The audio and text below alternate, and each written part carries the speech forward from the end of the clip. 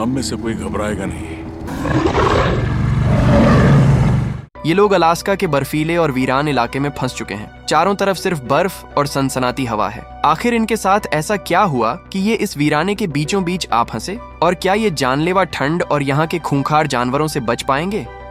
कहानी की शुरुआत में हम जॉन ऑटवे को देखते हैं। जॉन अलास्का की एक ऑयल ड्रिलिंग साइट पर काम करता है। उसका काम कर्मचारियों को जंगली जानवरों से बचाना है, क्योंकि इस इलाके में बहुत सारे भेड़िए रहते हैं। रोज की तरह जॉन अपनी ड्यूटी पर था, तभी एक भेड़िया कुछ कर्मचारियों की ओर बढ़ने लगा। भेड़िए के उन तक पहुंचने से पहले ही जॉन ने उसे गोली मार दी। जॉन उसके पास गया। भेड़िया अपनी आखिरी सांसें ले रहा था। जॉन ने उसके दिल पर हाथ रखकर कहा कि बस ये आखिरी बार था। दरअसल आज जॉन का इस कंपनी में आखिरी दिन है। अगले दिन वो अपने साथ काम करने वाले कुछ लोगों के साथ एक प्लेन में बैठकर यहाँ से निकल जाता है। रास्ते में जब सभी आराम से सो रहे थे, तभी प्लेन में कुछ तकनीकी गड़बड़ी आ गई, जिससे प्लेन तेजी से नीचे की ओर गिरने लगा और अलास्का के बिल्कुल बीचों बीच क्रैश हो गया। जॉन किसी तरह इस क्रैश में बच जाता है। वो बाकी जिंदा बचे लोगों को बचाने की कोशिश करता है। अब जॉन को मिलाकर 6 लोग और जिंदा बच जाते हैं। ये सातों अब अलास्का के वीरान बर्फीले इलाके में फंस चुके थे। तापमान बहुत तेजी से गिर रहा था। जॉन कहता है कि अगर हमें जिंदा रहना है तो आग जलानी पड़ेगी। सब लोग लकड़ियां इकट्ठा करने लगते हैं। रात तक ये लोग आग जलाने का इंतजाम कर लेते हैं। तभी एक भेड़िया जॉन पर हमला कर देता है, लेकिन सही वक्त पर उसके साथी उसे बचा लेते हैं।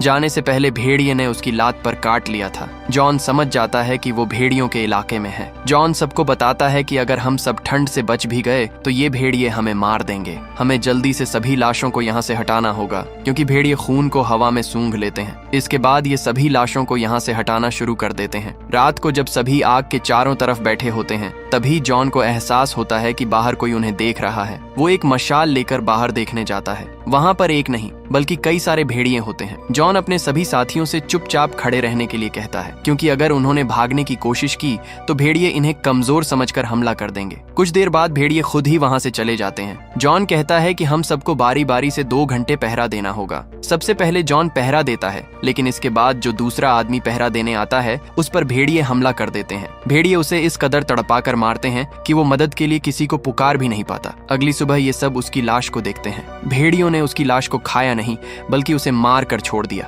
अब ये सिर्फ 6 ही बचते हैं। जॉन सबको बताता है कि ये उनकी तरफ से एक वार्निंग है। हम उनके इलाके के नहीं हैं। हमें जल्दी यहाँ से निकलना होगा, वरना हम भी इसी तरह मारे जाएंगे। यहाँ से दूर जॉन को एक जंगल दिखाई देता है। सब उस ओर जाने का फैसला करते हैं। जाने से पहले ये सभी लाशें के वॉलेट ले लेते हैं, ताकि उनके परिवार वालों को दे सके। बर्फीला तूफान बहुत तेज था। पांव रखते ही पूरा पैर जमीन के अंदर धंस जाता था, जिससे इनको चलने में बहुत तकलीफ हो रही थी। इनका एक साथी धीरे चलने की वजह से काफी पीछे छूट जाता है, और तभी वहाँ पर भेड़िए आकर उस पर हमला कर देते हैं। वो अपने साथियों को पुकारने लगा, लेकिन उनके पहुंचने तक भेड़िए उसे मारकर भाग गए। अब ये सिर्फ 5 ही बचे हैं। भेड़िए इन पर किसी भी पल हमला कर सकते हैं, लेकिन फिर भी ये सब आगे बढ़ते रहते हैं। अब शाम भी होने लगती है, और तभी ये देखते हैं कि भेड़ियों का एक झुंड इनकी ओर भागता आ रहा है। ये सब भी तेजी से जंगल की ओर भागना शुरू कर देते हैं। गिरते हुए ये किसी तरह पेड़ों तक पहुंच जाते हैं। 5 आदमी जल्दी से अपने चारों तरफ आग जला देते हैं, ताकि भेड़िए इन पर हमला न करें। इसके बाद जॉन सबके लिए एक स्टिक बनाता है, जिसके आगे वो टूटे हुए कांच के टुकड़े लगा देता है और कहता है कि जब भेड़िए तुम्हारे बिल्कुल नजदीक हो तो इससे उन पर हमला करना, वो भाग जाएंगे। सभी आराम से बैठकर बातें कर रहे थे, तभी इनके पास एक भेड़िया आ जाता है। ये सब के सब एक साथ खड़े हो जाते हैं। वो भेड़िया बस इन्हें देख रहा था। काफी देर देखने के बाद वो यहाँ से चला जाता है। जॉन बताता है कि उसके साथियों ने उसे यहाँ हमें देखने के लिए भेजा था, क्योंकि ये हमेशा झुंड में शिकार करते हैं। इसके बाद ये सभी आग के चारों तरफ बैठे होते हैं। तभी एक भेड़िया इनके एक साथी पर हमला कर देता है, लेकिन ये सब मिलकर उसे मार देते हैं, और अब इनके पास खाना भी है। जब ये उस भेड़िए को पका रहे थे, तभी चारों तरफ से और भेड़ियों की आवाजें आनी शुरू हो जाती हैं। जॉन समझ जाता है कि भेड़िए अपना बदला लेने वापस जरूर आएंगे, क्योंकि उन्होंने उनके एक साथी को मारा है। वो सबको अभी यहाँ से निकलने के लिए कहता है। सभी हाथों में मशाल लेकर आगे बढ़ने लगते हैं। काफी आगे जाने के बाद इनके एक साथी की तबीयत खराब होने लगी, इसलिए ये यहीं पर रुकने का फैसला करते हैं। आग जलाकर सभी बैठ जाते हैं और अपने परिवार के साथ बिताए हुए पलों को याद करने लगते हैं, क्योंकि इनमें से कोई भी इस दुनिया को छोड़कर जा सकता है। और तभी आसमान में बादल गरजना शुरू हो जाते हैं। जॉन कहता है कि शायद बर्फीला तूफान आने वाला है। अगर तूफान आया तो आग बुझ जाएगी, और हो सकता है कि भेड़िए हमें ना भी मारे तो भी हम ठंड से ही मर जाएंगे। और तभी तूफान शुरू हो जाता है, साथ ही इनकी आग बुझ जाती है।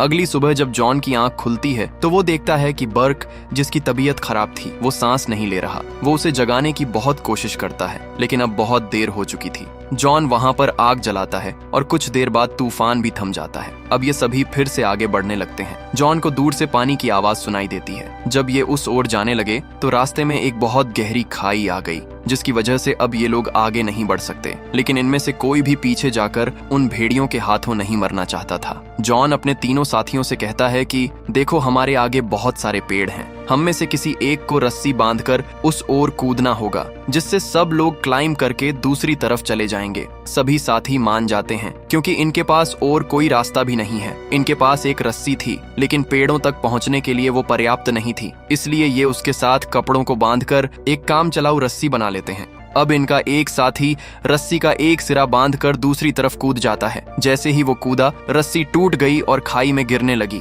लेकिन डियाज उसके सिरे को पकड़ लेता है और वो भी खाई की ओर खींचे जाने लगा, लेकिन बिल्कुल एंड पॉइंट पर जाकर रुक गया। और जो आदमी पेड़ों की तरफ कूदा था वो भी सही सलामत है। इसके बाद ये एक एक करके खाई को पार करने लगते हैं, लेकिन आखिर में जो आदमी आ रहा था उसका पैर हुक में फंस गया, और जब उसने अपने पैर को छुड़ाने की कोशिश की तो रस्सी टूट गई और वो पेड़ों से टकराता हुआ नीचे आ गिरा। उसे अपनी आखिरी सांसों में अपनी बेटी दिखाई दे रही थी, जिससे वो बहुत प्यार करता था।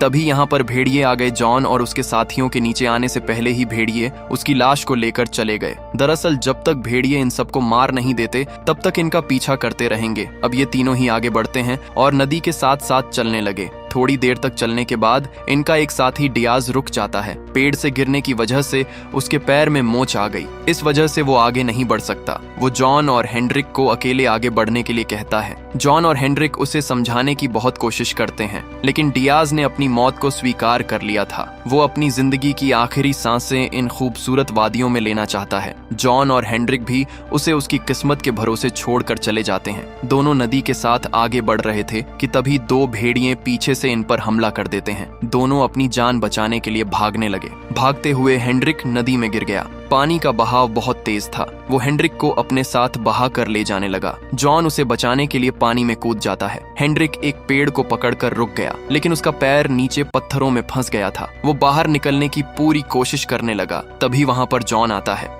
वो अपने मुंह से सांस भरकर हेनरिक को देने लगा। जॉन ने हेनरिक को बचाने की पूरी कोशिश की, लेकिन वो नाकामयाब रहा। हेनरिक डूबकर मर गया और अब जॉन अकेला ही बचा है। वो आसमान की ओर देखकर ईश्वर को पुकारने लगता है और कहता है कि मेरी मदद करो, मुझे यहाँ से बाहर निकालो।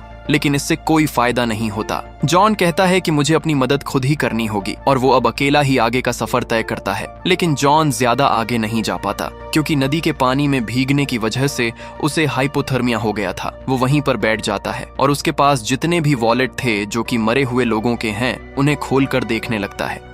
इसके बाद जॉन अपना वॉलेट निकालता है और अपनी पत्नी, जो कि मर चुकी है, उसे याद करने लगता है। तभी उसके चारों तरफ भेड़ियों का झुंड आ जाता है। भेड़ियों का सरदार सभी को पीछे हटने के लिए कहता है, क्योंकि वो अकेला जॉन को मारना चाहता है। जॉन भी अपने एक हाथ में चाकू बांधकर दूसरे हाथ में कांच की बोतलें बांध लेता है। अब जॉन को अपने बचपन की याद आती है, जहां पर उसके पिता उसे एक कविता सुनाते थे कि मुझे अपनी आखिरी लड़ाई एक बार और लड़नी है। मुझे सब कुछ अच्छी तरह याद है, या तो आज मैं बच जाऊंगा या फिर हमेशा के लिए इस दुनिया से चला जाऊंगा। और इसके बाद भेड़िया जॉन पर हमला कर देता है। जॉन भी उसका डट कर सामना करता है और अंत में यह दिखाया जाता है कि भेड़िया जमीन पर घायल पड़ा है और उसकी सांसें अभी भी चल रही हैं। लेकिन हमें ये नहीं बताया जाता कि जॉन अभी जिंदा है या मर गया। और इसी के साथ कहानी यहीं पर खत्म हो जाती है। मूवी मेकर्स ने यह फैसला ऑडियंस पर छोड़ा है कि जॉन जिंदा है या मर गया। आप कमेंट में जरूर बताएं आपको क्या लगता है।